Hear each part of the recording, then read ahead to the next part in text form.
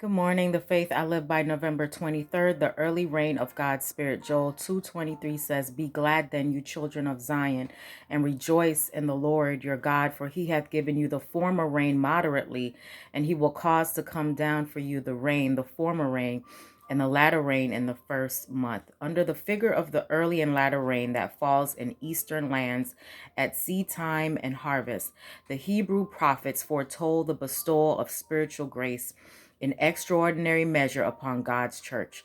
The outpouring of the Spirit in the days of the apostles was the beginning of the early or former rain, and glorious was the result. But near the close of earth's harvest, a special bestowal of spiritual grace is promised to prepare the church for the coming of the Son of Man. This outpouring of the Spirit is likened to the falling of the latter rain. The latter rain, ripening earth's harvest, represents the spiritual grace that prepares the church for the coming of the Son of Man. But unless the former rain has fallen, there will be no life. The green blade will not spring up unless the early showers have done their work. The latter rain can bring no seed to perfection. There must be a constant development of Christian virtue, a constant advancement in Christian experience. Every individual must realize his own necessity. The heart must be emptied of every defilement and cleansed for the indwelling of the Spirit.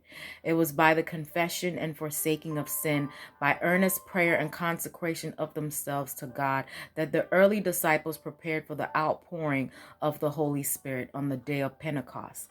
The same work, only in greater degree, must be done now. There must be no neglect of the grace represented by the former rain. Only those who are living up to the light they have will receive greater light. Unless we are daily advancing in the exemplification of the active Christian virtues, we shall not recognize the manifestations of the Holy Spirit in the latter rain.